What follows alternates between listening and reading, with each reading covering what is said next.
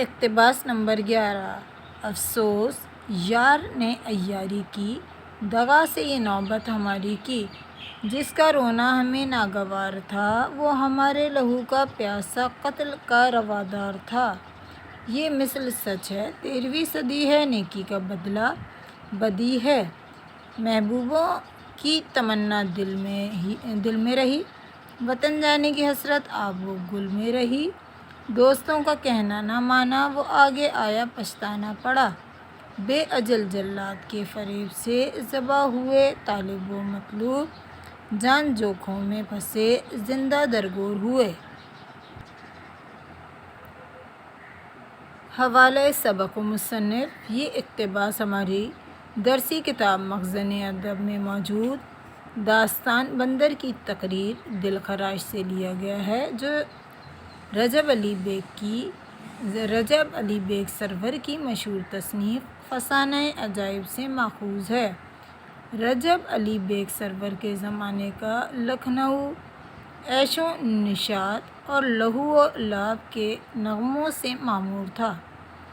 تسنہ، تکلف اور دل بیاں اس عہد کا روزمرہ تھے، چنانچہ اس دور کا ادب بھی انہی کیفیات کی غمازی کرتا ہے۔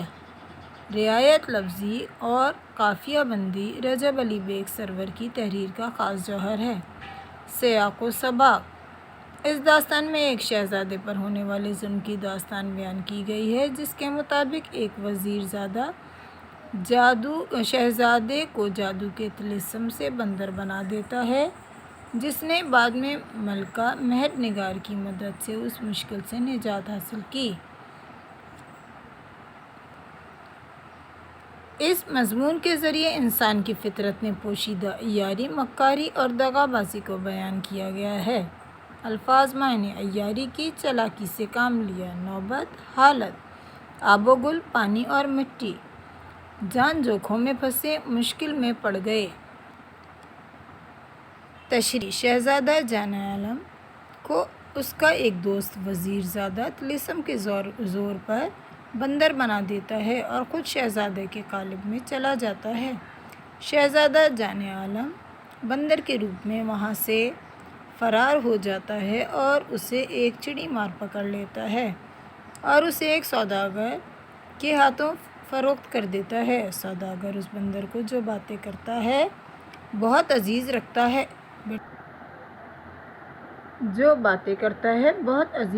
ہے، لیکن اس کی خبر ایک وزیر زادے کو مل جاتی ہے۔ وہ سوداگر کو دربار میں بندر کے ساتھ حاضر ہونے کا حکم دیتا ہے۔ سوداگر بندر کو لے کر روانہ ہو جاتا ہے۔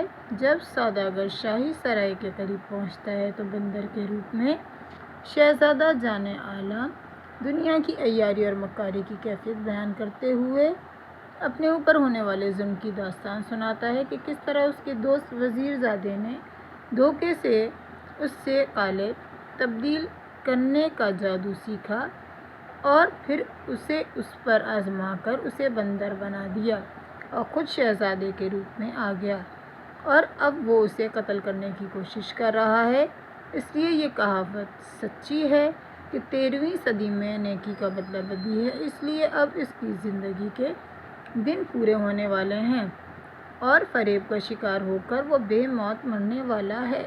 اس کی تمام خواہشات ناکام ہو رہی ہیں، اس لیے کہ اس نے دوستوں کے کہنے پر عمل نہیں کیا، اس لیے اب اسے پچھتانا پڑ رہا ہے، حتیٰ کہ اب اس کی اپنی زندگی داؤ پر لگی ہوئی ہے اور دھوکے سے بنا موت کے منہ میں دھکیلا جا رہا ہے۔